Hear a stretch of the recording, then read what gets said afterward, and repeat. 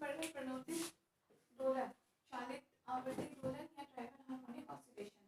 तो कल हमने उसके इफेक्ट देखे थे। सबसे पहले हमने उसकी कल अवकल समीकरण डिराइव की थी।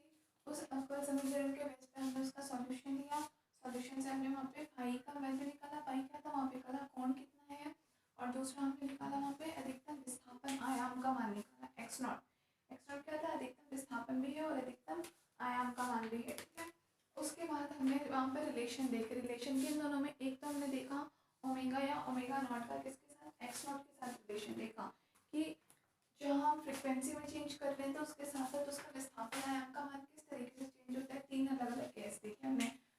ओमेगा का वैल्यू क्या हो, less than omega naught, omega जो है very very greater than omega naught, omega लगभग बराबर हो ओमेगा नॉट, और omega very very less than omega naught. अतिचालित आवृत्ति, क्रांतिक चालित आवृत्ति या फिर म्यून चालित आवृत्ति, तीन कंडीशन, ठीक है। पहली चीज देखिए। दूसरी चीज हमने देखी कि बल में और आवृत्ति में दोनों में क्या रिलेशन होगा कि जो हम प्रणोदित बल लगा रहे हैं उसके कारण हमारा जो भी दोलक है, दोलक की आवृत्ति पर या उसके कला कोण पर क्या इफेक्ट होगा। तो हमने देखा था दोलक में और बल के बीच में एंगल कंटिन्यूअसली कैसे चेंज हो रहा है। पहले 0 डिग्री एंगल बनता है, फिर 90 डिग्री और फिर पाई एंगल बनता है, ठीक है। मतलब जो बल होता है दोलक के सापेक्ष बल का मान कैसे होता है, पहले इन दोनों के बीच में 0 डिग्री का कोण होता है, पाई कला कोण पीछे रहता है, फिर बल इससे पाई/2 कला कोण पीछे रहता है, फिर पाई कला कोण पीछे रहता है। तो आपके एक बार क्वेश्चन भी है प्रूव करने के लिए कि अधिकतम या फिर हम बोले कि अनुनादी आवृत्ति की कंडीशन में कि जो कला कोण होता है, बल का कला कोण, वो आयाम से कितना पाई/2 एंगल पीछे रहता है। तो अपने देखा था जी अपने बीच वाली कंडीशन थी omega equal to omega naught. यहाँ पर विस्थापन का मान अपने पास कैसे आया था, एक्स नॉट मैक्सिमम आता है, अधिकतम विस्थापन आयाम इसको अपन कहते हैं। और इस फ्रिक्वेंसी को उसमें क्या कहा जाता है, equal to omega R, resonance frequency. Resonance frequency अनुनादी आवृत्ति। तो इस अनुनादी आवृत्ति पर हमने देखा कि हमारे पास पाई की वैल्यू कितनी है, पाई/2 कोण पीछे आई थी। ये बीच वाली जो कंडीशन है 0 देन पाई/2, ये कंडीशन हमारे पास ये बीच वाली थी ओमेगा आर के लिए। तो ये ऐसे आपका क्वेश्चन भी आया हुआ है। क्वेश्चन आपके सारे टॉपिक्स में है इस चैप्टर से, क्वेश्चन आपके खूब बड़े बड़े आते हैं, मतलब काफ़ी सारे क्वेश्चन आए हुए हैं और हर साल ही खूब सारे, ठीक है। तो यहाँ तक कि हमने कंप्लीट दोनों पे हमने 2 टाइप की ग्राफ देखी है अलग अलग प्रकार के कि किस पे किस तरीके से मान हमारा डिपेंड करता है, ये सब कुछ।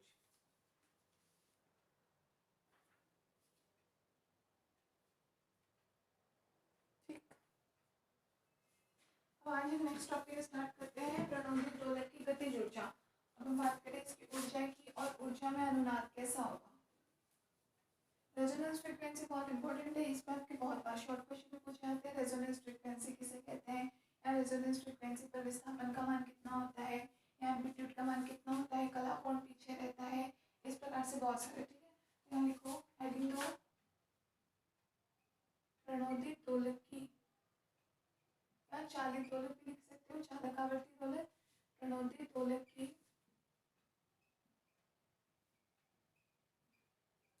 गतिज ऊर्जा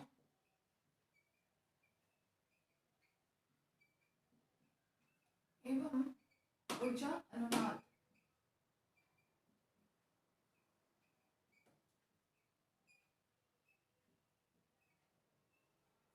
ठीक है, kinetic energy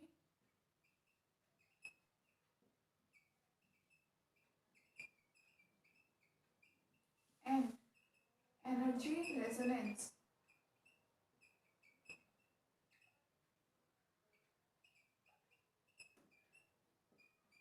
of driven harmonic oscillator. Kinetic energy पहले तो, और उसके बाद एनर्जी रेजोनेंस की कंडीशन क्या होती है किसके लिए, ड्राइवन हार्मोनिक ऑसिलेटर के लिए, जिसको हम बोलते हैं प्रणोदित आवर्ती दोलक या फिर चालित आवर्ती दोलक। ठीक है, तो सबसे पहले हम बात करें प्रणोदित आवर्ती दोलक, हमने किसके लिए कहा है, प्रणोदित आवर्ती दोलक हमने किस दोलक को कहा है कि जहाँ पर हमें कुछ ना कुछ अप्लाइड फोर्स लगाना पड़ता है, ठीक है, उसकी एनर्जी को रखने के लिए, या फिर हम बोले कि इसका जो एम्पलीट्यूड कम हो रहा है उस एम्पलीट्यूड को कम होने से बचाने के लिए अगर हम ये चाहते हैं कि हमारा जो भी दोलक है वो कंटिन्यूसली दोलन करता रहे, ऑसिलेशंस करता रहे बिना उसके एम्पलीट्यूड में किसी कमी के, तो वहाँ हमें कुछ फोर्स अप्लाइड करना पड़ता है, ठीक है। उस फोर्स को ही हमने क्या कहा, अप्लाइड फोर्स कहा, या उसको हम प्रणोदित बल कह देते हैं, या फिर ड्राइवन फोर्स भी कह देते हैं। ड्राइवन फोर्स मतलब जिसके द्वारा हम उसको चला रहे हैं, इसलिए उसको ड्राइवन फोर्स कहा जाता है, ठीक है। तो हम बात करें अप्लाइड फोर्स हमारे पास कितना था,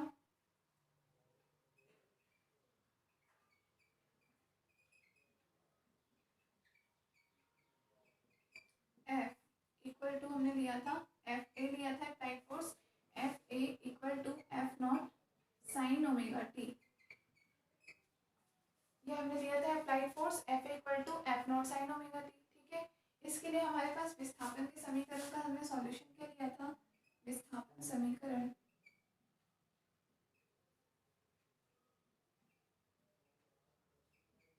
x equal to x naught sine omega t minus five.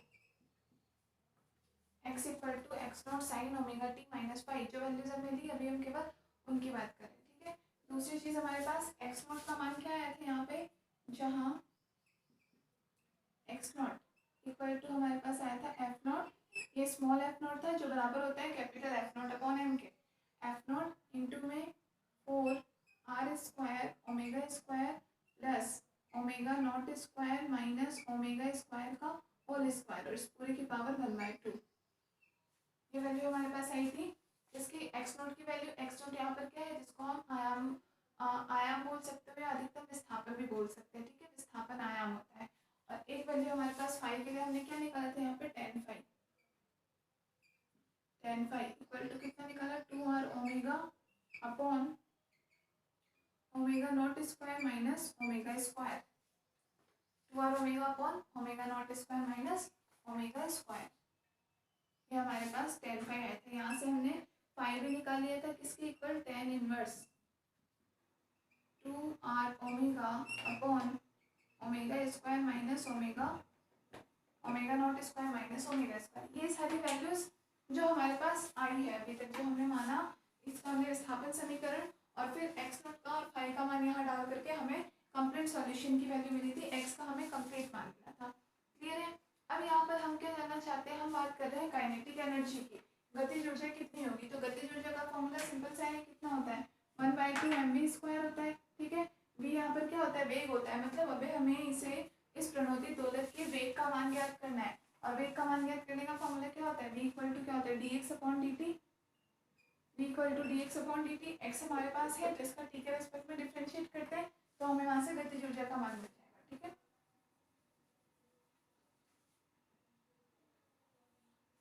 है, ये सारा मान जो हम जानते हैं ऑलरेडी, हम लिख सकते हैं यहाँ पे, हम जानते हैं।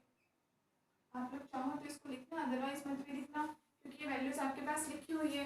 हाँ, ये है, एक जगह लिख लोगे तो सारे के सारे मान आपको ध्यान रहेंगे एक साथ। क्लियर है, ये मान हमारे पास आया। तो सबसे पहले तो हम बात करें कि जो हमारा दोलक है प्रणोदित दोलक, इसके वेग की, तो हम क्या ले, प्रणोदित दोलक का वेग।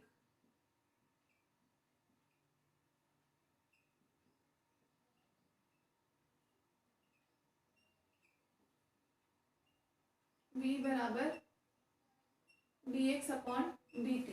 ठीक है, कितने वैल्यू आ जाएगी, v इक्वल टू यहाँ से हमें क्या मिल जाएगा d अपॉन dt। आप कर दो x का, x की वैल्यू क्या है x naught sine omega t minus five. ठीक है, इसका डिफरेंशिएट कर दो, सिंपल सा है, एक्स नॉट साइन का कितना हो जाएगा कॉस। ठीक है, ओमेगा टी माइनस फाइव और ओमेगा का फिर से वैल्यू हो जाएगी ओमेगा। क्लियर है, ये हमें वेग का मान मिल गया, सिंपल सा omega into x not cos omega t minus five. ठीक है, अब हम इसको डाल दें काइनेटिक एनर्जी के मान पे। इसको आप इस तरीके से लिख सकते हो, v बराबर omega into x naught cos omega t minus five. Equation number 1 मान लेते हैं हम इसे। ठीक है, इक्वेशन नंबर 1 मान लिया। हमें क्या निकालना है, गतिज ऊर्जा। तो हम लिखें चूंकि गतिज ऊर्जा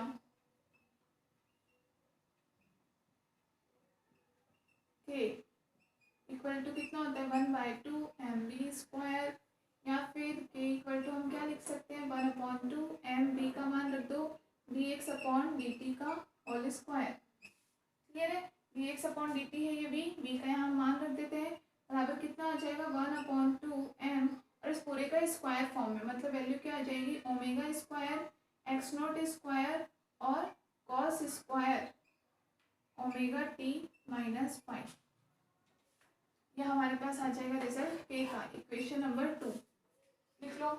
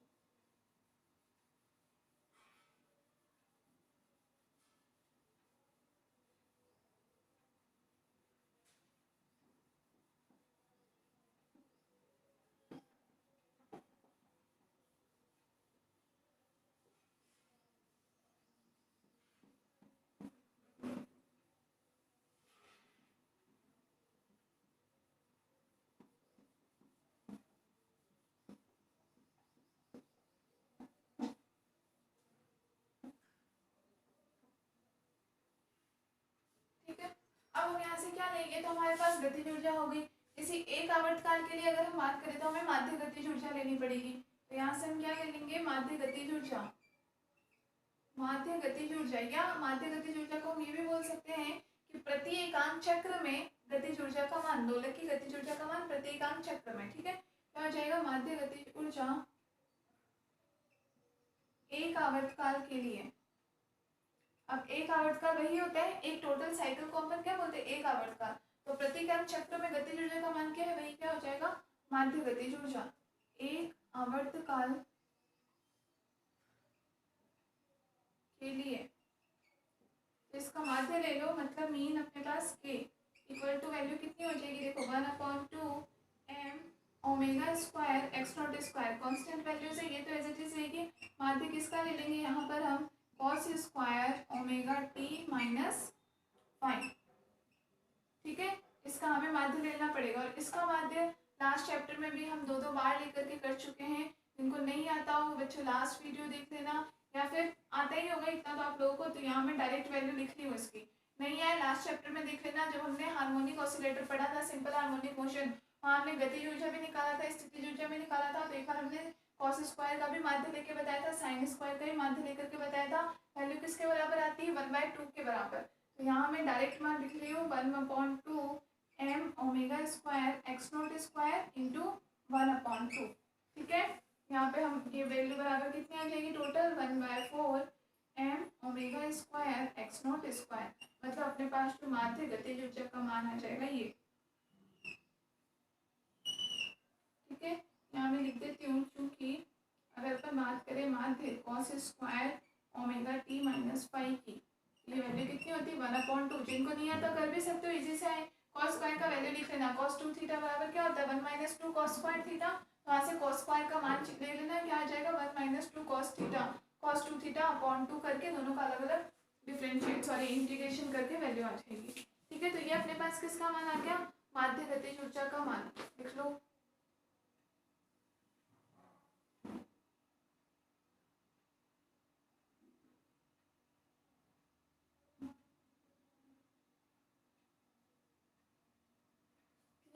अब यहाँ पर हम क्या कर सकते हैं, एक्स नोट का मान हमें पता है, तो एक्स नोट का मान हम यहाँ डाल देंगे तो हमारे पास ये टोटल वैल्यू इसकी भी आ जाएगी। भाई बाकी पहले जो हम सॉल्यूशंस लेते थे वहाँ हम इनको सॉल्व ज़्यादा नहीं करते थे। यहाँ पे तो देखो हमने सॉल्व करके एक्स नोट का मान भी निकाल रखा है, फाइव का मान भी निकाल रखा है। तो दोनों वैल्यू डाल करके हमने एक्स का भी टोटल वैल्यू जैसे निकाला था, अब यहाँ हमारे पास एक्स नोट है तो आप यहाँ एक्स नोट डाल सकते हो। तो वैल्यू क्या आ जाएगी आपके पास, देखो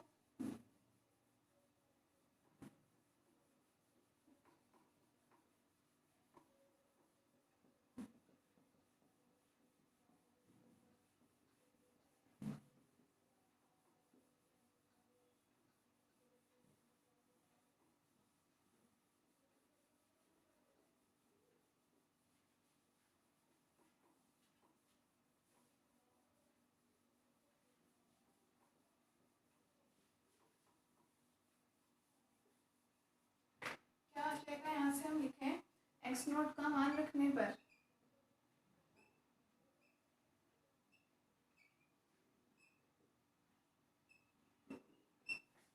ये अपने पास के बराबर आ जाएगा 1/4 एज इट इज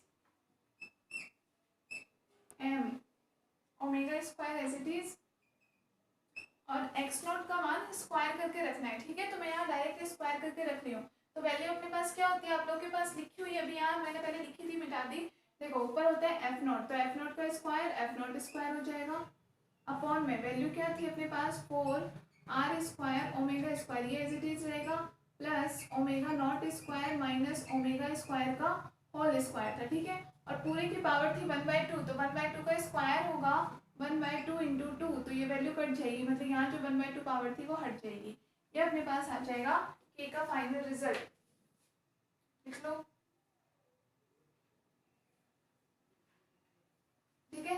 अब यहाँ से ऊपर ओमेगा स्क्वायर है, ओमेगा स्क्वायर को हटाने के लिए हम क्या करें, यहाँ से ओमेगा स्क्वायर नीचे भी हम कॉमन ले लेते हैं। तो देखो 1/4 m omega square F naught square upon 4 R square plus omega naught square minus omega square upon omega इसका होल स्क्वायर। ओमेगा किया है स्क्वायर है तो बाहर क्या आ गया होगा, ओमेगा स्क्वायर आ जाएगा। ठीक है, तो ये दोनों में से हमने कॉमन ओमेगा स्क्वायर निकाल लिया है। ओमेगा स्क्वायर से ओमेगा स्क्वायर कैंसिल, तो वैल्यू क्या आ गई अपने पास, 1/4m F naught square upon 4r square plus omega naught square minus omega square upon omega का होल स्क्वायर। ये रिजल्ट भी आ जाएगा हमारे पास के का। ठीक है, अब दूसरी चीज हम यहाँ पर एक और चेंज कर सकते हैं, एफ नॉट। एफ नॉट किसके बराबर था, हमारा पता है हमें, capital F naught upon M था, इसको हमने माना था एफ नॉट के बराबर चूंकि। ठीक है, तो यहाँ हम एफ नॉट स्क्वायर का मान क्या डाल दें, capital F naught square upon M. ऊपर आपके पास m है, नीचे इसका स्क्वायर कितना हो जाएगा, m स्क्वायर। मतलब आप यहाँ से क्या लिख सकते हो, F naught square upon M square. किसका मान आ जाएगा, एफ नॉट स्क्वायर का मान। पहले देखेंगे यहाँ पर हमें क्या, एफ नॉट बराबर ये होता है, यहाँ पर हमें एफ नॉट का स्क्वायर चाहिए, मतलब वैल्यू हो जाएगी ये। अब ये वैल्यू आप यहाँ पुट करोगे तो देखो m ऊपर है और नीचे हमारे पास m स्क्वायर है, तो m से m कैंसिल, नीचे m स्क्वायर आ जाएगा। ठीक है, तो मैं यहाँ डायरेक्ट वैल्यू लिख रही हूँ, क्योंकि फिर मैं एक स्टेप में ये मान डालूँ और फिर वापस से मान डालूँ, इतना ज़्यादा भी हम स्लो नहीं चलेंगे इसलिए। ठीक है, तो डायरेक्ट वैल्यू हम यहाँ पे एफ नॉट स्क्वायर का मान रख देंगे। F naught square as it is, इस m से ये नीचे m स्क्वायर है, m से m कैंसिल हो जाएगा, नीचे अपने पास एक m रह जाएगा। तो फाइनल अपने पास वैल्यू क्या आ जाएगी k की,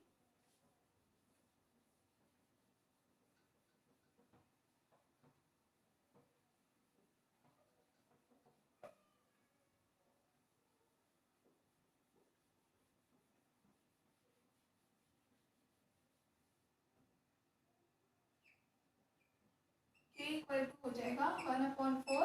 अब यहाँ पे कैपिटल एफ नॉट स्क्वायर आ जाएगा, ध्यान रखेंगे कैपिटल एफ नॉट स्क्वायर। ठीक है, और अपॉन में एम स्क्वायर है, ऊपर एम है, फिर बता दो एम से एम कैंसिल, तो अपॉन में क्या बच जाएगा M, 4m as it is into में यहाँ पे वैल्यू अपने पास बाकी पूरी एज इट इज लिख लो, 4r square plus omega naught square minus omega square upon omega का होल स्क्वायर।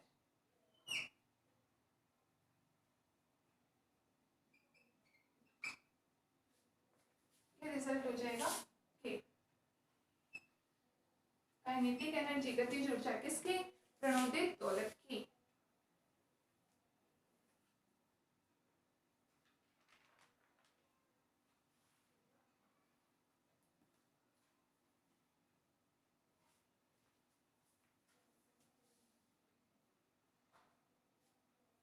ठीक है, अब यहाँ ये तो अपने पास माध्य ऊर्जा आ गई है, माध्य गतिज ऊर्जा। अपन बात करें कि ये माध्य गतिज ऊर्जा का मान अधिकतम कब होगा, तो के मैक्सिमम कब होगा, यहाँ से जब इसका डिनोमिनेटर कैसा हो जाए, मिनिमम हो जाए। सिंपल सा है, ये चीज हमने पढ़ रखी है कि के की वैल्यू आपके पास मैक्सिमम कब होगी, जब ये डिनोमिनेटर का मान कैसा हो जाएगा, कम हो जाएगा। इनवर्सली प्रोपोर्शनल है, ये मान जितना कम होगा के का मान उतना ही ज्यादा बढ़ेगा।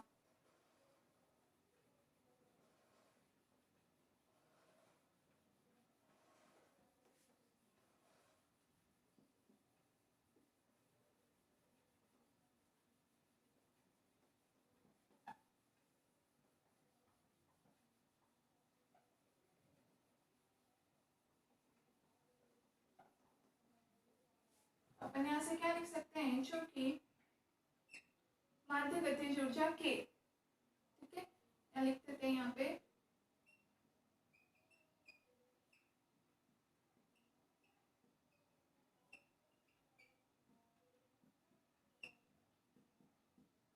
के का मान अधिकतम होगा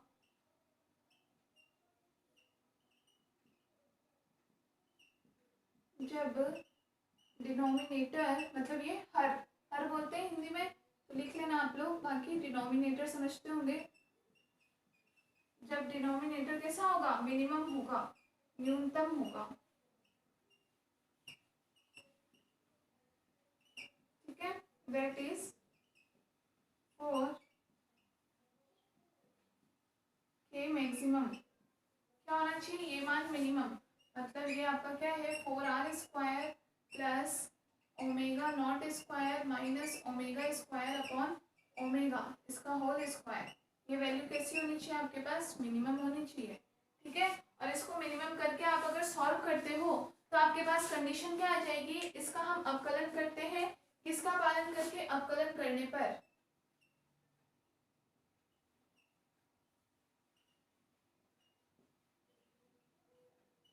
मिनिमम वैल्यू, न्यूनतम मान हमें कब प्राप्त होगा?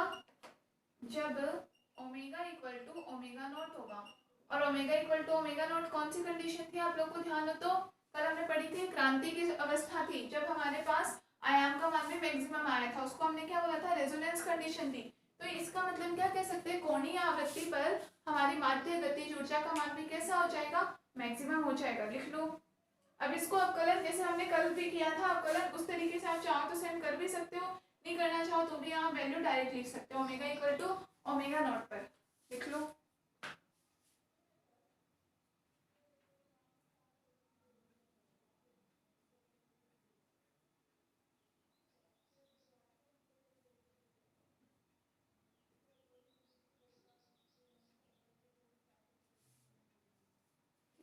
ये अभी ये हमारे पास कौन सी आ गई? ये हमारे पास गतिज ऊर्जा का मान आया। और फिर हमने जो कहा था ऊर्जा अनुनाद, ये ऊर्जा अनुनाद वाली कंडीशन अब हम आ रहे हैं उस पर धीरे धीरे, कि जैसे हमने के मैक्सिमम लिया और सॉल्व किया, जैसे हमने कल सॉल्व किया था ना सेम कंडीशन, एक स्थिति में जब हमने लिया था कि हमारे पास ये जो अनुनाद वाली स्थिति थी, वहां हमने इस तरीके से सॉल्व किया था कि वहां पे हमने एम्पलीट्यूड का मान अधिकतम लिया था, आयाम का मान या विस्थापन का मान अधिकतम कब होगा? जब डिनोमिनेटर हमारा न्यूनतम होगा, यही वैल्यू थी। और डी अपॉन डी ओमेगा किया था। ऐसे चीज करोगे तो आप देखोगे omega equal to omega naught पर इसका मान अपने को क्या मिलेगा? मिनिमम मान मिलेगा। ठीक है, तो ये अपन omega equal to omega naught कौन सी स्थिति थी? रेजोनेंस वाली स्थिति थी। इसका मतलब इस स्थिति पर जैसे फ्रीक्वेंसी को हम क्या बोलते हैं? Resonance frequency. इसका मतलब यहाँ पर अभी हम पढ़ रहे ऊर्जा, तो इस स्थिति पर ऊर्जा को भी हम क्या बोलेंगे? रेजोनेंस एनर्जी या ऊर्जा अनुनाद। ठीक है, तो आपको समझ में आ रहा है ऊर्जा अनुनाद की कंडीशन क्या होती है? अनुनाद वाली कंडीशन बहुत इंपॉर्टेंट है, आपके एग्जाम्स में बहुत बार आती है, 1 नंबर वाले क्वेश्चन में भी पूछी जाती है।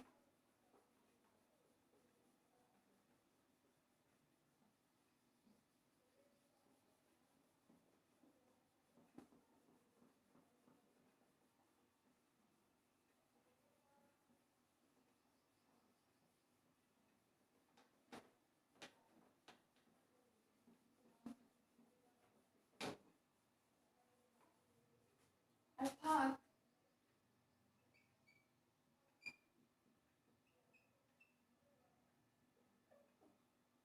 Omega equal to omega naught पर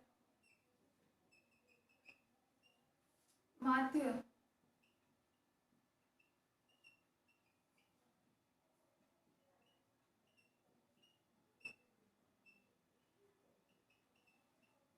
मैक्सिमम प्राप्त होगा, अधिकतम प्राप्त होगा।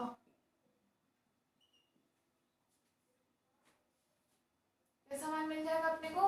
अधिकतम मान मिल जाएगा। ठीक है, तो अधिकतम मान किसके बराबर? अपन यहाँ पे omega equal to omega naught condition रखो, तो ये omega naught minus omega naught square cut जाएगा, वैल्यू अपने पास ओनली क्या बच जाएगी? 4r square. मिनिमम है यहाँ पर वैल्यू, कोई भी डिफरेंशिएट करोगे, कोई मान लो कांस्टेंट वैल्यू है यहाँ पे, मिनिमम की वैल्यू कुछ भी हमने मिनिमम 1 ले रखी है, तो हमारे पास ये वैल्यू कितनी बच जाएगी?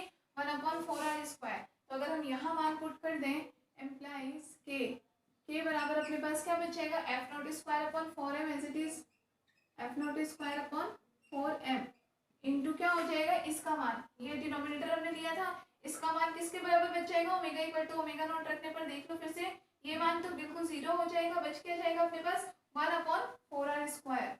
तो 1/4r स्क्वायर। क्लियर है? अब देखो अपन ने चूंकि 2r बराबर कितना लिया था? 1/2 के बराबर लिया था। ठीक है, तो अगर आप 2r का स्क्वायर कर दो, मतलब वैल्यू कितनी आ जाएगी? 4r square. किसके बराबर आ जाएगा? 1/2 स्क्वायर के बराबर। क्लियर है? इम्प्लाइज यहाँ से टो स्क्वायर बराबर कितना हो जाएगा? 1/4r square. यही वैल्यू है, तो यहाँ पुट कर देते हैं, तो ये के का माध्य ऊर्जा कितनी हमारे पास आ जाएगी? F naught square upon 4m into tau square.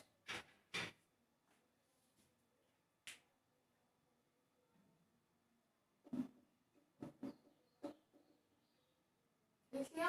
अगर अपन इसको आगे थोड़ा और सॉल्व करते हैं, थोड़ा और इजी करते हैं,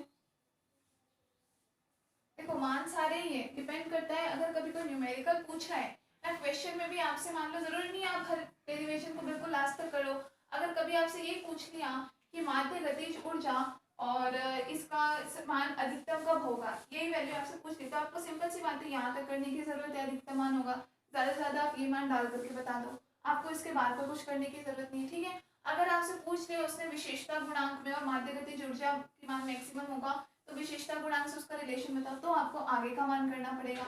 या टॉ तक में रिलेशन कर लिया तो ये टॉ तक का मान कर दो। ठीक है ना, तो थोड़ा यहाँ पे ये अपना खुद के कॉमन सेंस से किया करो कि एग्जाम में आपको कितने मार्क्स का क्वेश्चन है, क्या पूछ रखा है, उसके अकॉर्डिंग कितना जरूरी है उतना ही लिखो। बीच में से एक दो स्टेप आप स्किप भी कर सकते हो, आपको लगे कि ज्यादा मार्क्स का है तो आप ज्यादा भी लिख सकते हो। ठीक है,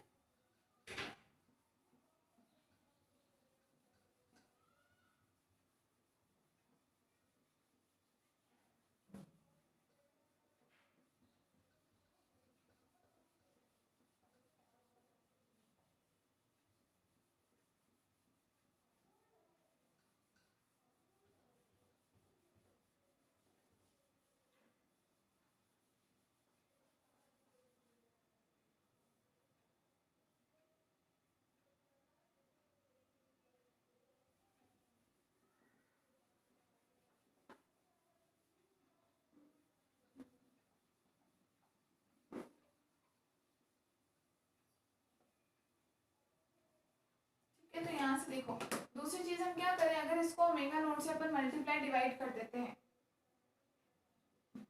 ओमेगा नॉट स्क्वायर से थोड़ा और सिंप्लीफाई करके देख रहे हैं, ओमेगा नॉट स्क्वायर से गुणा व भाग करने पर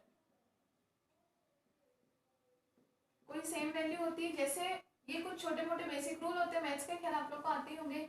जैसे किसी भी सेम अमाउंट को आप किसी वैल्यू में डिवाइड और मल्टीप्लाई कर सकते हो। क्यों डिवाइड मल्टीप्लाई करने का मतलब दोनों वैल्यू एक दूसरे से कट जाती है और बच क्या जाता है एक, और एक को हम किसी भी वैल्यू में मल्टीप्लाई कर सकते हैं। ठीक है, ऐसे ही हम बात करें प्लस माइनस करने की, तो कोई सेम वैल्यू को आप किसी अमाउंट में प्लस और माइनस कर सकते हो। क्यों प्लस माइनस सेम अमाउंट का करोगे तो कैंसिल होकर वैल्यू कितनी हो जाएगी जीरो, और जीरो को भी हम किसी इक्वेशन में प्लस या माइनस कर सकते हैं। ठीक है, जैसे जीरो को मल्टीप्लाई नहीं कर सकते, मल्टीप्लाई करते वैल्यू चेंज हो जाएगी, वैसे ही इन वैल्यूज को प्लस माइनस नहीं कर सकते। ठीक है, गुणा व भाग करने पर क्या बन जाएगा, k equal to F naught square upon 4m omega naught square, ऊपर आ गया अपने पास omega naught square into two square. अपन जानते हैं चूंकि m ओमेगा नॉट स्क्वायर किसके बराबर होता है, k के बराबर। ओमेगा बराबर क्या होता है under root k by m, तो ओमेगा स्क्वायर क्या हो जाएगा m के स्क्वायर। और कल अपन ने पढ़ा था ओमेगा नॉट इंटू टो किसके बराबर आता था, क्वालिटी फैक्टर q के बराबर। इन दोनों का आप मान रख दो यहाँ।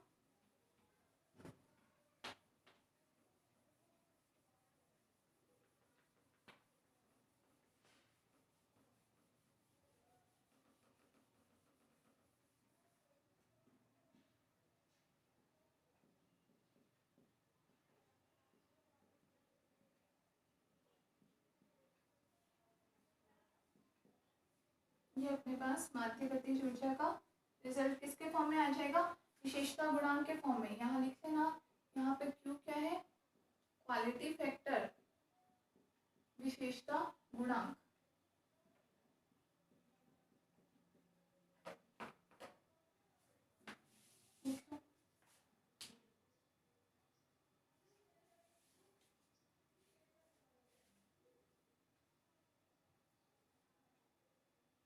क्या है अपने पास, बल नियतांक।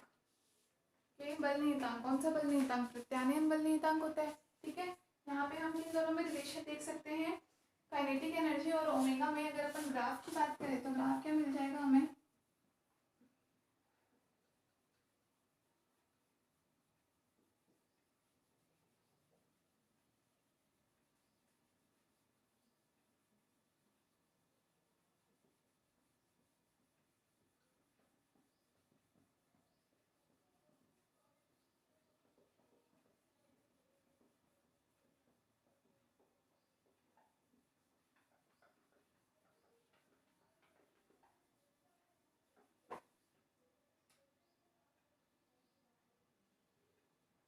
यहाँ पे आप ले लो माध्य गतिज ऊर्जा के, और यहाँ हम ले लेते हैं फ्रिक्वेंसी ओमेगा। ठीक है, ओमेगा नॉट में ले लिया या ओमेगा का मान ले लिया हमने, तो यहाँ पे अपने को ग्राफ मिल जाएगा कुछ ऐसा। क्लियर है, ये अपने को कुछ ग्राफ मिल जाएगा।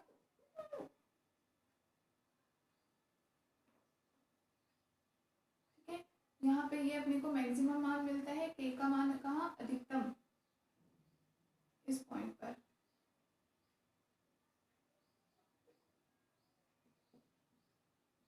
के मैक्सिमम, और के मैक्सिमम अपने को कब मिला था, omega equal to omega naught condition पर, ये omega equal to omega naught condition पर। तो क्लियर है ग्राफ से भी, के का मान इस पीक पे आपको अधिकतम मान कब मिलता है, जब ओमेगा ओमेगा नॉट के बराबर हो जाता है, ठीक है।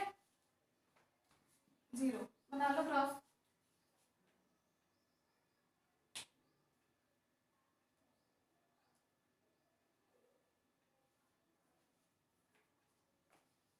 लिखो इसमें, उपयुक्त आलेख से स्पष्ट है, उपयुक्त आलेख से स्पष्ट है कि ओमेगा बराबर ओमेगा नॉट पर, ओमेगा बराबर ओमेगा नॉट पर गतिज ऊर्जा का मान अधिकतम प्राप्त होता है, गतिज ऊर्जा का मान अधिकतम प्राप्त होता है। यह ऊर्जा इस स्थिति में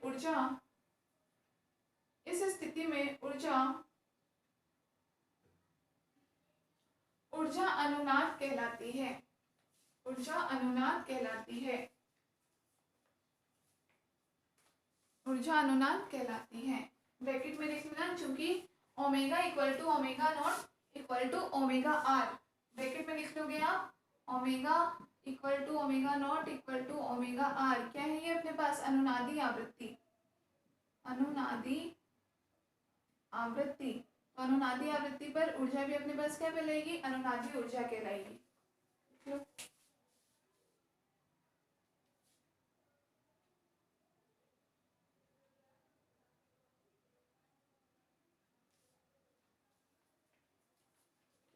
ये था अपना प्रणोदित दोलक की गतिज ऊर्जा और ऊर्जा अनुनाद।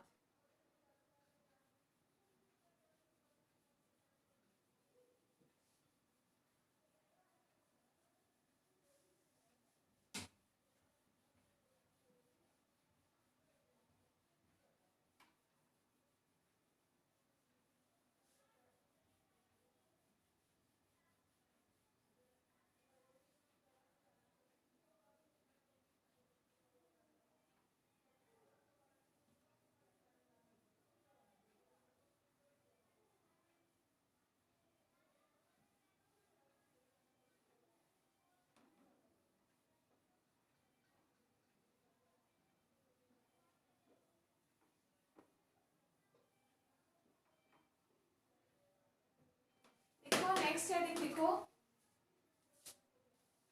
प्रणोदित दोलक द्वारा शक्ति अवशोषण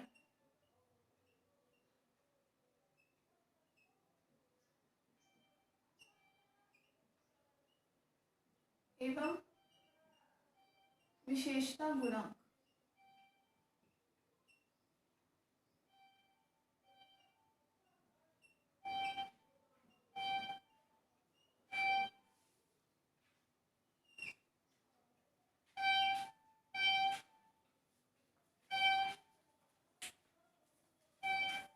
हेडिंग लीजिए, प्रणोदित दोलक द्वारा शक्ति अवशोषण एवं विशेषता गुणांक।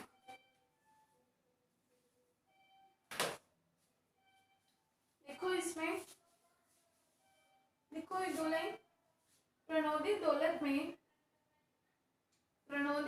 में ब्रैकेट में लिख लेना, चाहे चालित आवर्ती दोलक, ठीक है ना, यही वाला होता है। देखो प्रणोदित दोलक में बाह्य आवर्ती प्रणोदित बल का कार्य, बाह्य आवर्ती प्रणोदित बल का कार्य, जो हमने अप्लाइड फोर्स हम लगाते हैं उसकी बात कर रहे हैं, ठीक है। बाह्य आवर्ती प्रणोदित बल का कार्य अवमंदन के कारण दोलक द्वारा हुई, अवमंदन के कारण दोलक द्वारा क्षय हुई जो कमी हुई है, दोलक द्वारा क्षय हुई ऊर्जा की पूर्ति कर दोलक को नियत आयाम में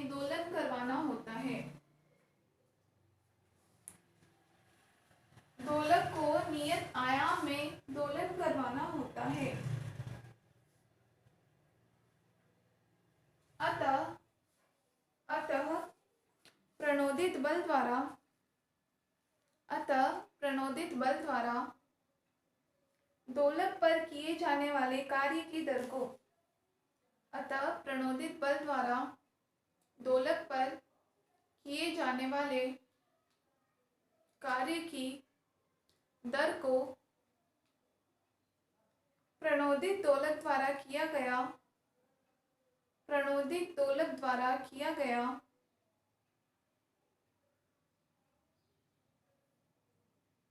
गया शक्ति अवशोषण कहते हैं।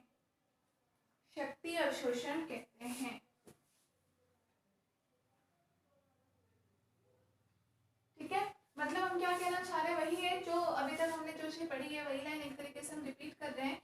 यहाँ पर हमारा मेन काम क्या होता है, हम यहाँ पे एक्सटर्नल फोर्स क्यों लगाते हैं प्रणोदित दोलक में, क्योंकि हम चाहते हैं कि दोलक के एम्पलीट्यूड में जो कंटिन्यूअसली कमी आती जा रही है वो कमी उसकी दूर कर दें हम। ठीक है, हम इसके लिए उसको एक्सटर्नल फोर्स अप्लाइड करवाते हैं।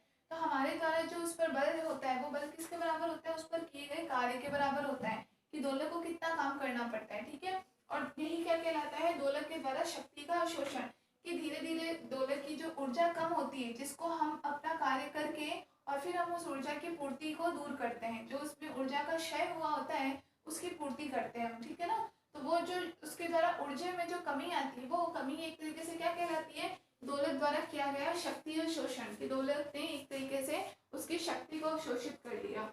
ठीक है, ये कहलाती है। और दोलक पर किए जाने वाली कार्य की दल को क्या किया जाता है, प्रणोदित दोलक द्वारा किया गया शक्ति अवशोषण कहते हैं। क्लियर है, पावर का मतलब समझ में आ गया।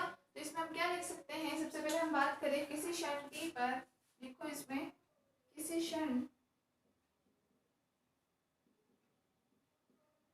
t पर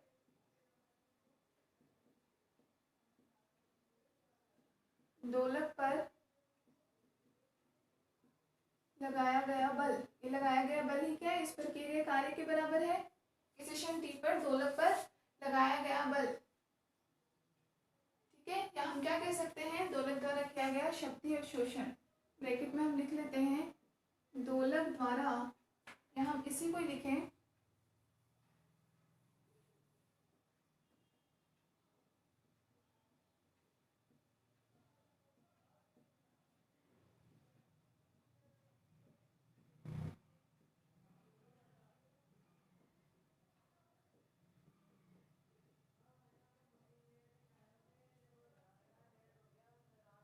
दोलक द्वारा किया गया शक्ति अवशोषण किसके बराबर हो जाएगा, P इक्वल टू, P क्या है, पावर P इक्वल टू क्या होता है, F into B. Equation number 1, power P equal to क्या होता है, F इंटू बी के इक्वल होता है। ठीक है, F बराबर क्या होता है, चूंकि F जो हमने इस पे फोर्स अप्लाइड किया था किसके बराबर होता है, F not sine omega T के बराबर, फोर्स इसके बराबर आता है F not sine omega T के बराबर। ठीक है, और दूसरा इसमें डिस्प्लेसमेंट x बराबर क्या होता है, x की वैल्यू हमने ली थी x not sine omega t minus पाई के बराबर। x हम क्यों ले रहे हैं, क्योंकि हमें यहाँ वेग भी निकालना है। वेग किसके बराबर आएगा, dx अपॉन dt करने पर ही आएगा। तो चूंकि ये ठीक है, f बराबर क्या होता है, हम जानते हैं f बराबर f not sine omega T, और x बराबर क्या होता है अपने पास, x not sine omega t minus पाई के बराबर। ठीक है, क्लियर है। अब यहाँ से अपन क्या निकाल सकते हैं, वेग। तो हम बात करें दोलक का वेग,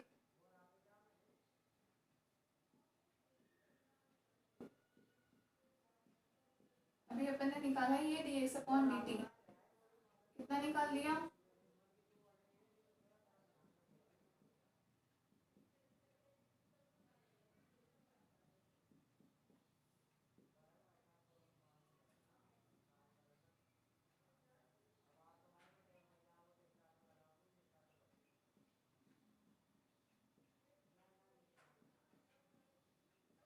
क्वेश्चन नंबर 2 हो जाएगा, v इक्वल टू लिख लो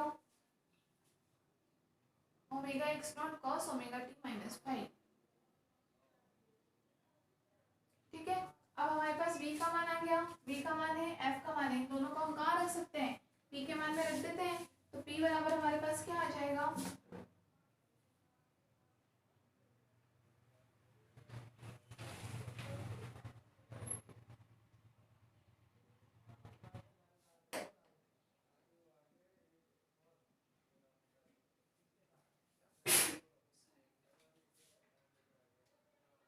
ओमेगा टी माइनस 5।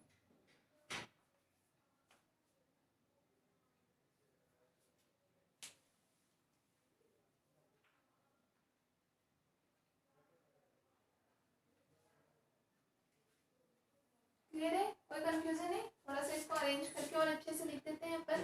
बराबर क्या हो जाएगा, omega x naught F not, ठीक है, साइन ओमेगा टी इंटू में अपन क्या लिख सकते हैं, कॉस ओमेगा टी माइनस 5। अपने पास पी का मान आ गया पावर।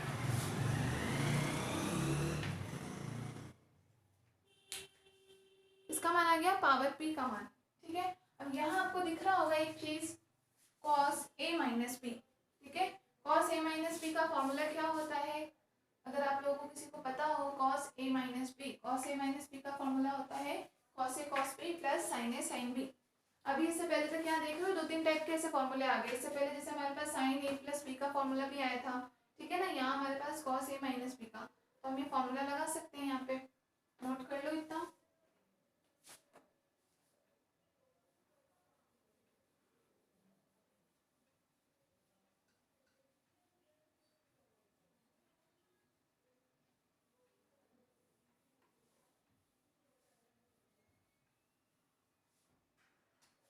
क्या ले लें हम, कॉस, क्योंकि कॉस ए माइनस बी बराबर होता है कॉस ए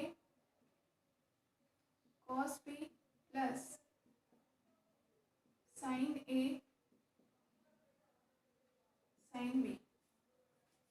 क्लियर है, फॉर्मूला ये वाला लगा दो अब यहाँ पे। तो देखो अपने पास क्या बन जाएगा, P equal to implies P equal to omega x naught F naught तो कांस्टेंट है, बाहर ही ले लेते हैं,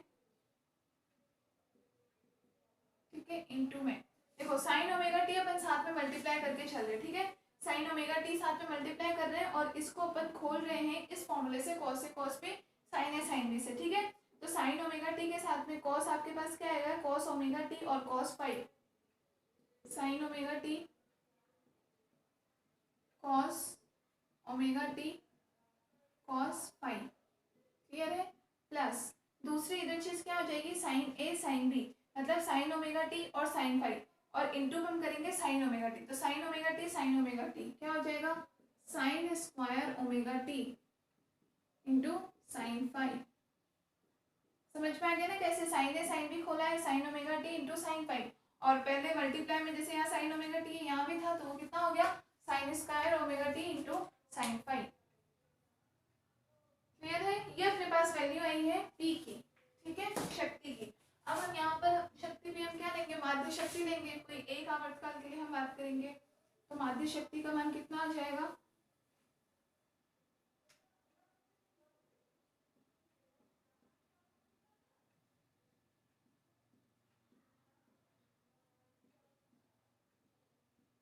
माध्य शक्ति का मान, ठीक है।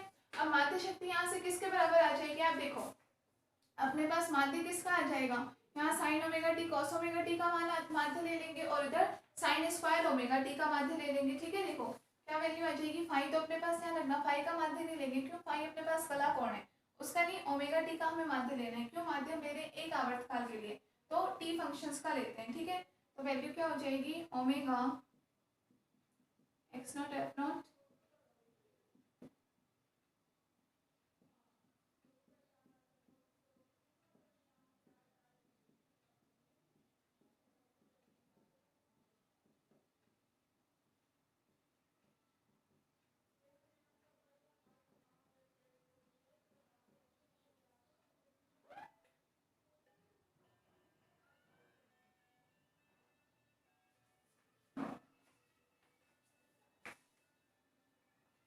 क्लियर है, माध्य ले लिया। अब यहाँ पे ऐसा है बच्चों, इन माध्य का मान आप चाहो तो खुद निकाल सकते हो, माध्य निकालना आप लोगों को सिखा ही दिया गया है, ठीक है। नहीं चाहो तो आप डायरेक्टली याद रख सकते हो। ज़्यादा बेटर होगा कि आप कुछ एक वैल्यूज के माध्यम डायरेक्टली याद रखा करो। साइन स्क्वायर का तो अपने को पता ही, अपने पीछे निकाला, अभी कॉस स्क्वायर का भी देखा वैसे साइन स्क्वायर का तो कितना आता है 1/2 आता है पीछे, अभी से लास्ट चैप्टर में अपने 2-3 बार निकाल चुके हैं माध्य। इसका तो 1/2 पता है। Sign omega T cos omega T का माध्य कितना होता है 0 होता है। तो देखो इन दोनों की वैल्यू डाल देंगे हम, क्योंकि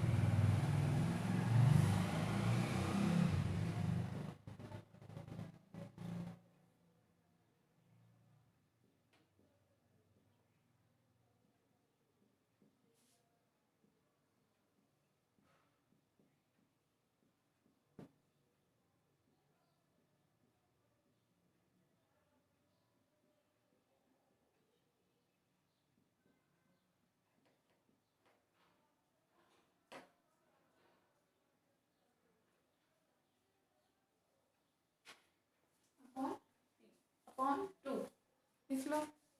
ये फाइनल रिजल्ट है अपने पास प्रणोदित दोलक द्वारा शक्ति अवशोषण। तो शक्ति का अपने पास अभी माध्य मान आया है, ठीक है।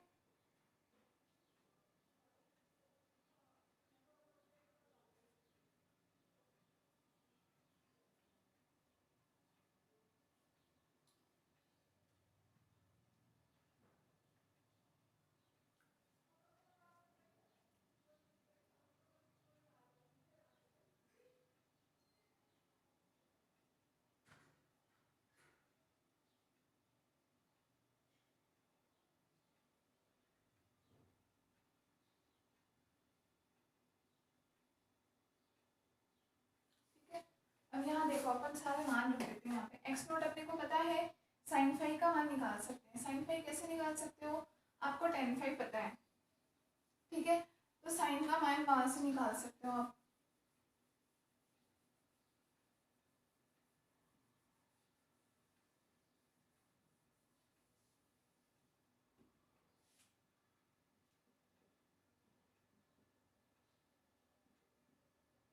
और क्या होता है tan phi upon under root 1 + tan square phi. Clear है, कैसे सॉल्व हो जाएगा 1 + tan स्क्वायर फाई। अपने पास किसका रिजल्ट आ जाएगा सेक फाई का, ऊपर टेन फाई है, टेन फाई लिख लो यहाँ पे, sine phi upon cos phi होता है, और अपॉन में अपने पास है कॉसेक फाई, ठीक है। कॉसेक फाई का कितना होता है 1/sin के इक्वल 1/sin मान आ जाएगा, ठीक है। तो यहाँ से अपने पास साइन से साइन कैंसिल, नहीं ये तो कॉस हो जाएगा, सॉरी उल्टा कर दो, साइन अपॉन कॉस का मान, सॉरी यहाँ पे आपके पास किसका मान आ जाएगा सेक का मान आ जाएगा ना, हाँ सेक आ जाएगा। तो आपके पास कॉस से कॉस कैंसिल हो जाएगा, बच के जाएगा अपने पास साइन का मान, ठीक है।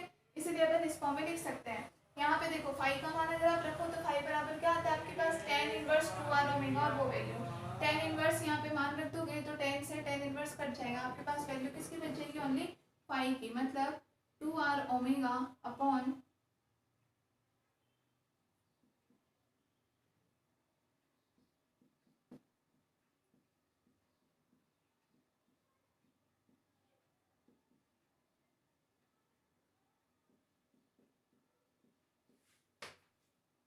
क्लियर है,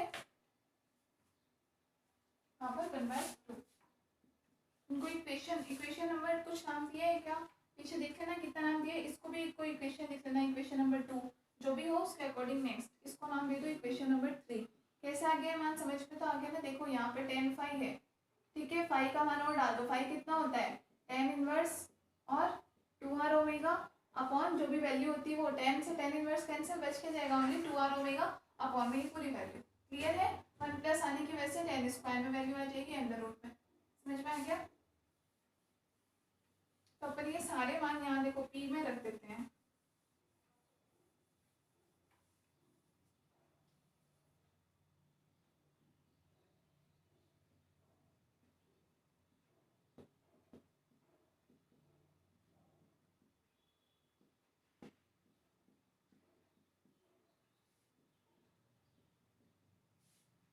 ओमेगा अपॉन 2, ठीक है, एफ नॉट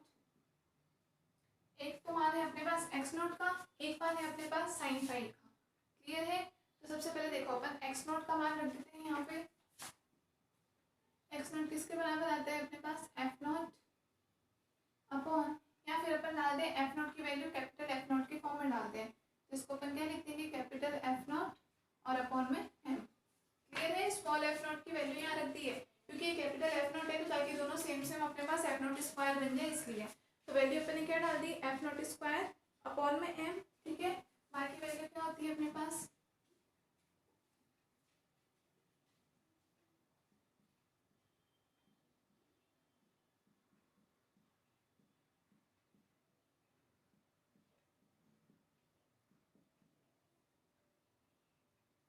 ठीक है, ये मान आ गया और इनटू में मान अपन रखेंगे कहाँ गया ये साइन फाइव का। ठीक है, साइन फाइव की वैल्यू यहाँ से रख दो,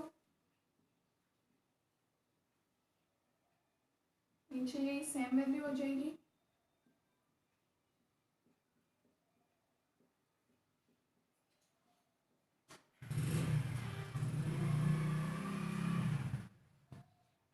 ठीक है, तो यहाँ देखो नीचे दोनों वैल्यू बिल्कुल सेम हो गई है, पावर 1/2 1/2, टोटल पावर कितनी हो जाएगी, मतलब 1।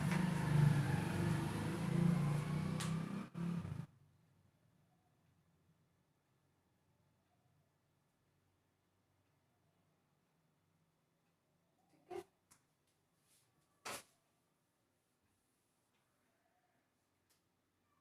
बराबर क्या बच जाएगा, देखो omega F naught square into वहाँ से 2r ओमेगा। ठीक है, 2 से 2 कैंसिल कर दो, ओमेगा ओमेगा ओमेगा स्क्वायर कर लेते हैं, ये omega square F naught square into में r अपॉन में क्या बच गया, ये वैल्यू सेम है, पावर 1/2 1/2 1, मतलब 4r square omega square plus omega naught square minus omega square का होल स्क्वायर। क्लियर है? ये वैल्यू आ गई अपने पास, मार्क।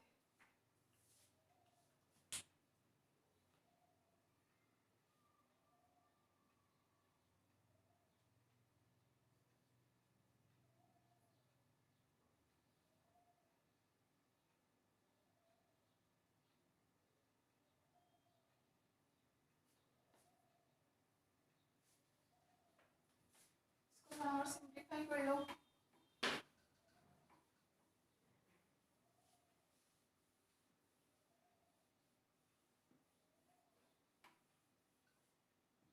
सिंप्लीफाई के यहाँ से नीचे से ओमेगा स्क्वायर कॉमन ले लेते हैं, तो क्या बचेगा, p बराबर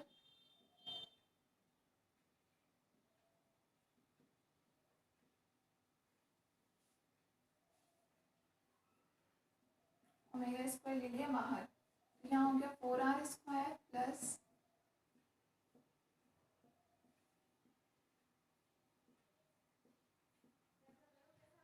ठीक है, ओमेगा स्क्वायर से ओमेगा स्क्वायर कैंसिल, वैल्यू क्या बच गया हमारे पास, F naught square into R upon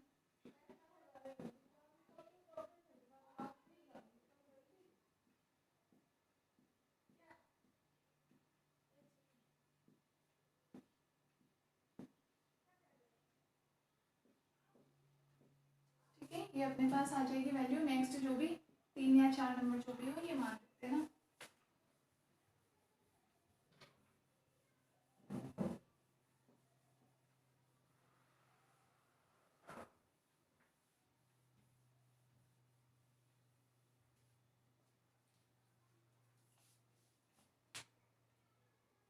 अब यहाँ भी हम सेम मान करेंगे कि p का मान यहाँ पे मैक्सिमम अपने पास कब आएगा, p के मैक्सिमम मान के लिए मतलब ये मान अपने पास कैसा हो जाए, मिनिमम हो जाए। तो हम यहाँ से क्या लिख सकते हैं, माध्य p का मान अधिकतम होगा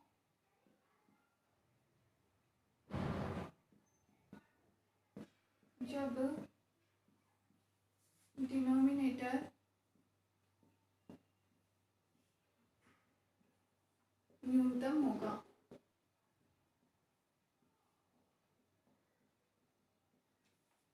ठीक है, न्यूनतम होगा, सेम कंडीशन इसको मिनिमम लेकर के और डिफरेंशिएट कर लो, तो डायरेक्ट वैल्यू अपन लिख लेते हैं omega equal to omega naught पर, या पूरा मैं लिखता हूँ तो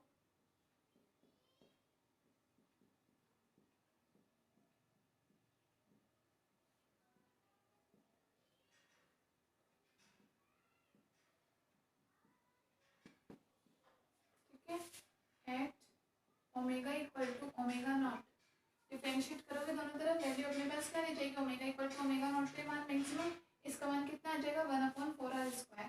तो अपने पास p बराबर p क्या हो जाएगा मैक्सिमम, कब omega equal to omega naught पे, बराबर मान कितना आ जाएगा, ये मान अपने पास ऑलरेडी है f0² इंटू में r, और इंटू ये वैल्यू बचेगी 1/4r²।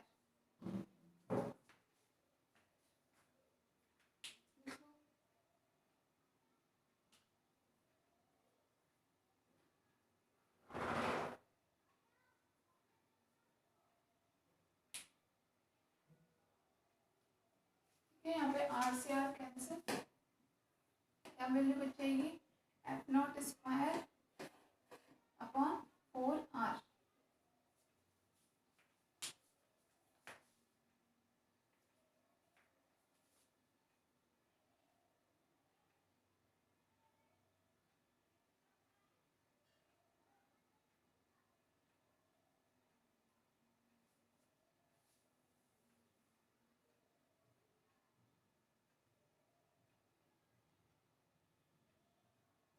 यहाँ पर शायद एक m मिस कर रहे हैं, यहाँ पर m भी था बाहर, वो m लगा लेना सब जगह, जहाँ से मिस कर रहे वहाँ से बाहर एक m भी बच रहा था, है ना।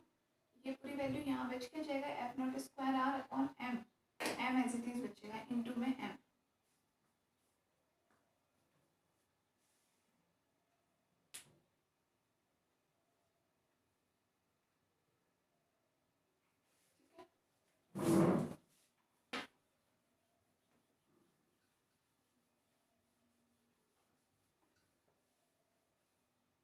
यहाँ पे अपन लिख सकते हैं p maximum equal to f0² upon 2m, 4 को अलग अलग कर लेते हैं, 2 इंटू 2 के फॉर्म में, 2m के साथ लिख दिया और इंटू लिख दिया 1/2r, 4 को अलग कर दिया 2 इंटू 2, एक 2m के साथ लिख दिया, एक 2 को r के साथ लिख दिया, 1/2r क्या बन गया टो, ये बन गया f0² upon 2m into to.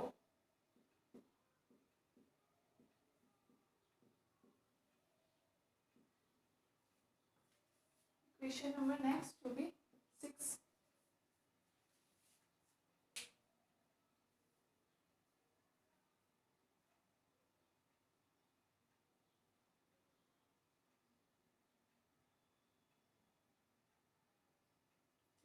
तो ये अपने पास p का मैक्सिमम मान मिला, p का अधिकतम मान भी अपने पास कब मिला, omega equal to omega naught पर, मतलब अनुनादी आवृत्ति की कंडीशन पर मिला। ठीक है, तो यहाँ पे अगर अपन p के लिए ग्राफ देखते हैं तो ग्राफ हमें कुछ ऐसा मिलता है,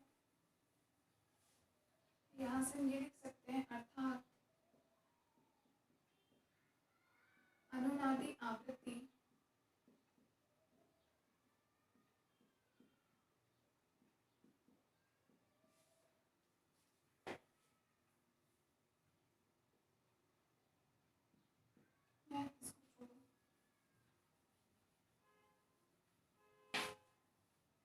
ग्राफ की बात करें तो ग्राफ मिल जाएगा हमें कुछ ऐसा, यहाँ हम ग्राफ लेंगे पी में और यहाँ हम वैल्यू लेंगे ओमेगा में। ठीक है, पी और ओमेगा के बीच में, तो ये हमें ग्राफ मिल जाएगा कुछ इस टाइप का। ये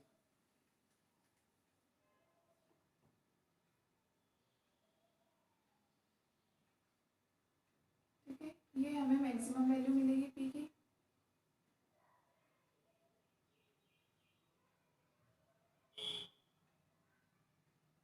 इसके सापेक्ष पी का मान अपने को कितना मिल रहा है मैक्सिमम, लिखिए ना पी मैक्सिमम। ठीक है, कब मिल रहा है, यहाँ पर ओमेगा इक्वल टू है ओमेगा नॉट, यहाँ पर ओमेगा नॉट का मान ओमेगा का मान ओमेगा नॉट से कम है, इसको मान लेते हैं ओमेगा 1 कंडीशन, इसको मान लिया कोई ओमेगा 2 कंडीशन, ये हमें मिल रहा है ए और बी। तो यहाँ पर पी का मान देख लो, पी मैक्सिमम का जस्ट आधा रह रहा है, इस पॉइंट पर हम बात करें तो यहाँ पर आपके पास पी का मान, ये जो एवरेज हमने पी ले रखा है माध्य पी, ये माध्य पी ये बराबर किसके इक्वल हो रहा है 1/2 ऑफ पी मैक्सिमम का हो रहा है मान, ये हमारे पास पी मैक्सिमम का टोटल मान है और ये हमारे पास जस्ट इसके आधे मान में आ रहा है। ठीक है, तो ग्राफ बना लो और लिखो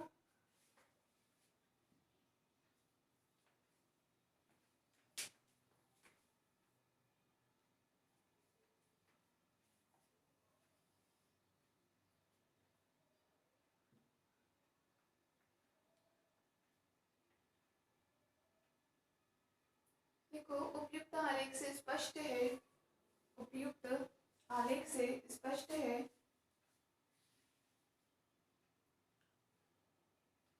कि omega equal to omega naught के संगत, omega equal to omega naught के संगत ग्राफ सिमेट्रिकल प्राप्त होता है, सममित प्राप्त होता है। यहाँ पे देखोगे ए और बी दोनों तरफ वैल्यू कैसी है, बिल्कुल सममित है, बिल्कुल सिमेट्रिक आई है, किसी तरफ ज्यादा है कम पे नहीं आता। ठीक है, omega equal to omega naught के संगत ग्राफ सममित प्राप्त होता है।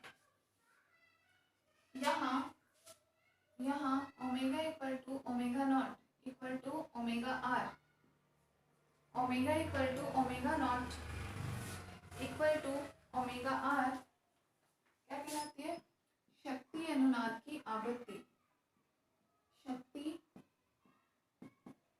अनुनाद की आवृत्ति कहलाती है। अब यहाँ पे जैसे अभी पहले हमने क्या देखा था, ऊर्जा अनुनाद, अब यहाँ पे शक्ति अनुनाद और ये उसकी आवृत्ति कहलाती है, शक्ति अनुनाद की आवृत्ति कहलाती है। ठीक है, ये ग्राफ के बाद ये पहला पॉइंट था जो आपने लिखा उपयुक्त आलेख से ये स्पष्ट है। ठीक है, इसमें दूसरा पॉइंट लिखो, ग्राफ को एक्सप्लेन कर रहे हैं हम।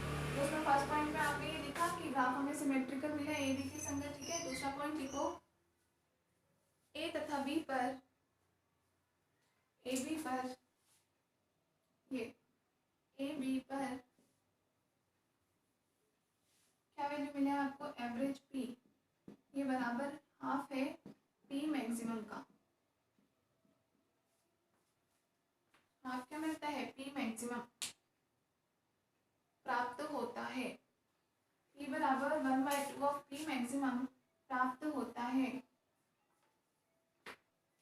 देखो इन बिंदुओं को, मतलब ये जो ए और बी बिंदु हैं, इन बिंदुओं ए तथा बी को, इन बिंदुओं ए तथा बी को अर्ध शक्ति बिंदु कहते हैं, हाफ एनर्जी पॉइंट, अर्ध शक्ति बिंदु कहते हैं।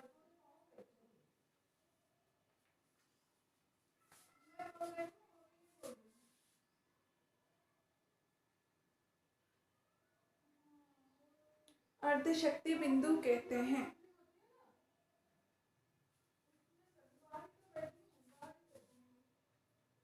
इन बिंदुओं को क्या कहते हैं, अर्ध शक्ति बिंदु कहते हैं। क्यों कह रहे हैं, क्योंकि यहाँ पे जो टोटल हमारे पास मैक्सिमम पावर है उसका जस्ट हाफ मान रह जाता है। ठीक है, किसके corresponding, omega equal to omega naught के corresponding. Omega equal to omega naught किसके क्या कहलाता है, शक्ति अनुनाद की आवृत्ति कहलाता है।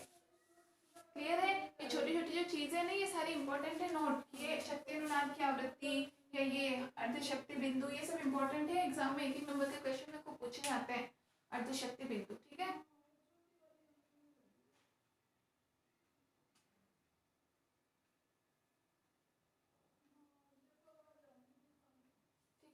तो यहाँ से हम यहाँ पे दोनों मान रखें, अगर इस इक्वेशन को हम सॉल्व करें तो हमें देखो मान क्या मिल जाएगा,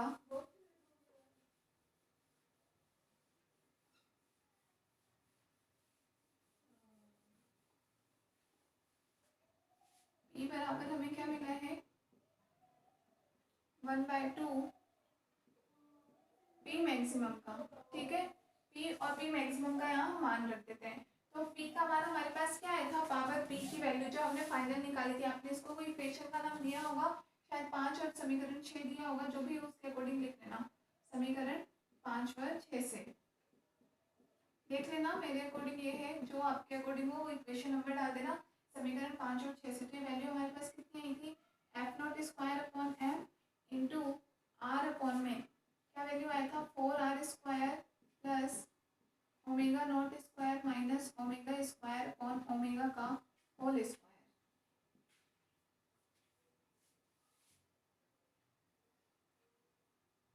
ये वैल्यू आ गई थी हमारे पास। ठीक है, और बराबर में यहाँ पर हमारे पास क्या है, 1/2 पी मैक्सिमम, पी मैक्सिमम की वैल्यू कितनी आई है, F naught square upon 2m, F naught square upon 2m into 1/2r। ठीक है, टॉ को हमने 1/2r के फॉर्म में लिखा है। क्लियर है, तो यहाँ से आप देखो आपका एफ नॉट स्क्वायर से एफ नॉट स्क्वायर कट गया, वैल्यू का क्या आ जाएगी आपकी, यहाँ m से एम भी कट गया, ठीक है। ये पूरा मान आ जाएगा 4r² प्लस, इसको हम लिख सकते हैं omega naught square minus omega square upon omega का होल स्क्वायर। ये मान इधर बराबर किसका हो जाएगा, 2, 4 और 8, आर स्क्वायर बराबर हो जाएगा 8r² के। देखो यहाँ पे 2 इंटू 2 इंटू 2, 8 इंटू में आर है और एक आर इधर है, इनको मल्टीप्लाई कर दिया हमने इधर, इसको मल्टीप्लाई कर दिया इधर, ये बराबर ये मिल जाएगा मान। यहाँ से हम इसको क्या लिख सकते हैं, omega naught square minus omega square upon में ओमेगा का होल स्क्वायर। ये वैल्यू कितनी हो जाएगी, 4r² इधर माइनस कर दें तो 8 माइनस 4, 4r² बच जाएगा,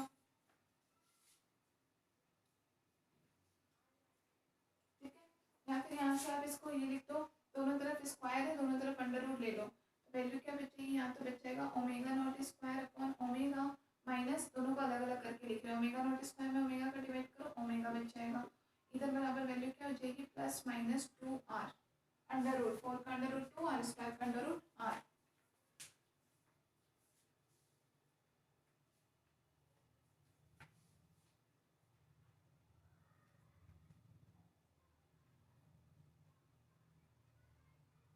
ठीक है, तो इसको हम किस तरीके से लिख सकते हैं आगे,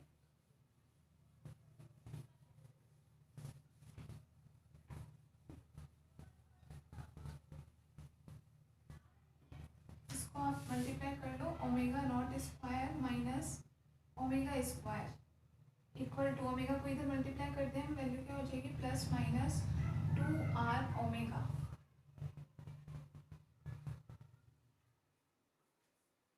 ये मान हमारे पास आ गया प्लस माइनस 2r ओमेगा का। इन दोनों को खोल देंगे, हमारे पास a square minus b square जैसा है, a square minus b square बराबर क्या होता है, a प्लस बी और a minus B.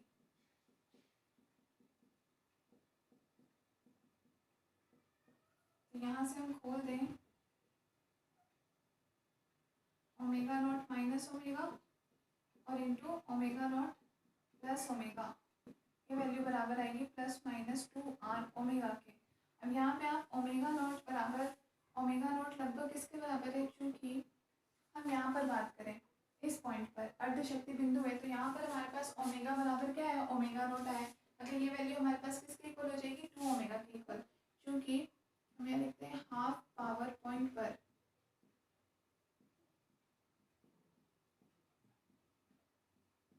Omega equal to omega naught है, मतलब ये वैल्यू हमारे पास क्या हो जाएगी, omega naught minus omega into इसको हम ले लेते हैं 2 ओमेगा, तो बराबर हो जाएगी प्लस माइनस 2r ओमेगा के। क्लियर है, ये वैल्यू 2 ओमेगा से हमारा 2 ओमेगा कैंसिल, तो यहाँ हमारे पास क्या बच गया, omega naught minus omega equal to plus minus r।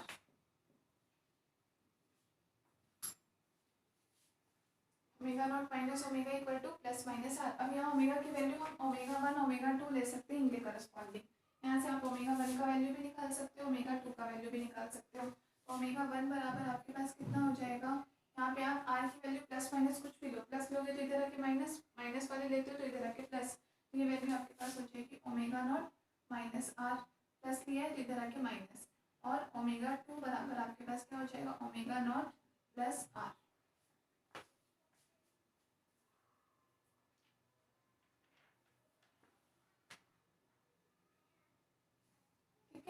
यहाँ से अगर हम बात करें, यहाँ से ओमेगा 2 माइनस ओमेगा 1 करें तो मान क्या बन जाएगा, omega 2 minus omega 1, omega naught cancel, R minus minus का आर मतलब R plus R, 2r।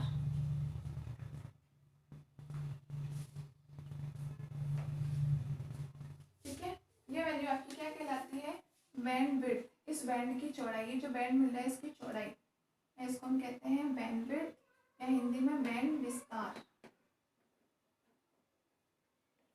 Band विस्तार।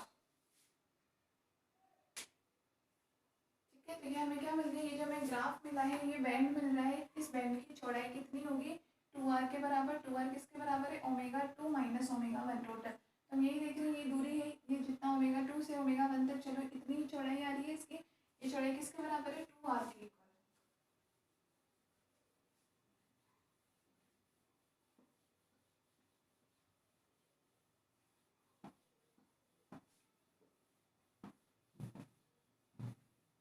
था हमारा इसमें शक्ति अवशोषण। दूसरी हम बात करें विशेषता गुणांक की।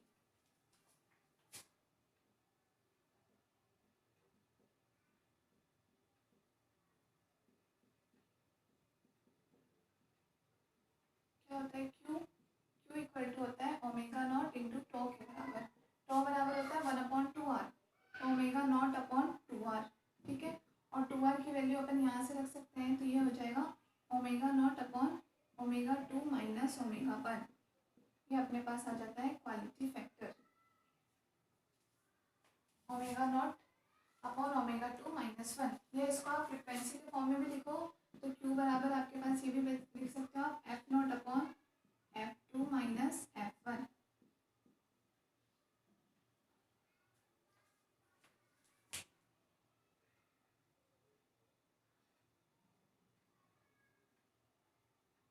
ठीक है, तो यहाँ से आपके पास मतलब ये रेशियो किसके बराबर आ रहा है, विशेषता गुणांक की डेफिनेशन यहाँ से क्या दे सकते हैं, ओमेगा नॉट। ओमेगा नॉट क्या होती है, हमारी जो इसकी मूल आवृत्ति होती है, फंडामेंटल फ्रीक्वेंसी को हम बोलते हैं स्वाभाविक आवृत्ति, और बटे ओमेगा 2 माइनस ओमेगा 1 क्या है, ये बैंड विस्तार के इक्वल।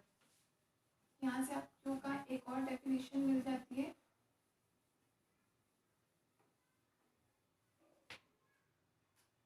Q बराबर क्या हो जाएगा, स्वाभाविक आवृत्ति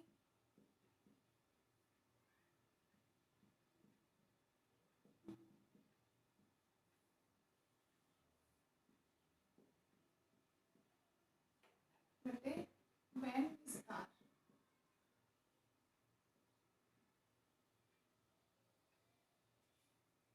स्वाभाविक आवृत्ति बटे बैंड विस्तार।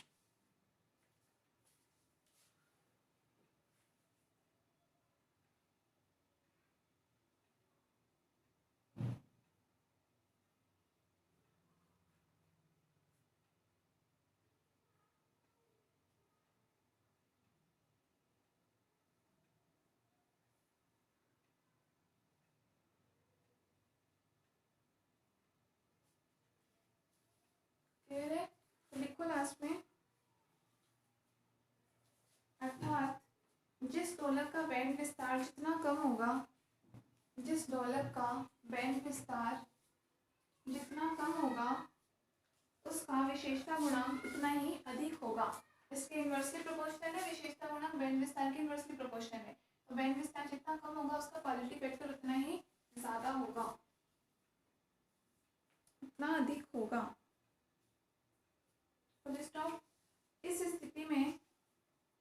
इस स्थिति में अनुनाद भी उतना ही तीक्ष्ण प्राप्त होगा।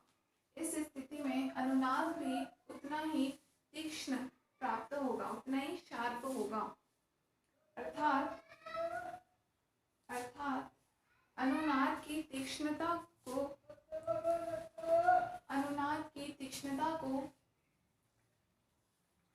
विशेषता गुणांक से भी परिभाषित किया जा सकता है, विशेषता गुणांक से भी परिभाषित किया जा सकता है।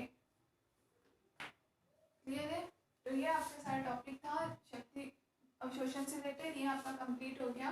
कौन सा, प्रणोदित दोलक, चालित आवर्ती दोलक, उससे रिलेटेड एनर्जी देख ली, उससे रिलेटेड हमने शक्ति देख ली, अनुनादी आवृत्ति देख ली जो कि बहुत इंपॉर्टेंट है, हर एक का हमने ग्राफ देख लिया। टोटल यहाँ से हमें फोर्स कितना मिल रहा है, अधिकतम विस्थापन आयाम कितना है, कला कोण फाई कितना है, सबके अलग अलग ग्राफ। ये हो गया आपका कंप्लीट। कल से हम स्टार्ट करेंगे इलेक्ट्रिकल ऑसिलेशन। इसी चैप्टर में है इलेक्ट्रिकल ऑसिलेशन है, जिनको हम विद्युत दोलन कहते हैं।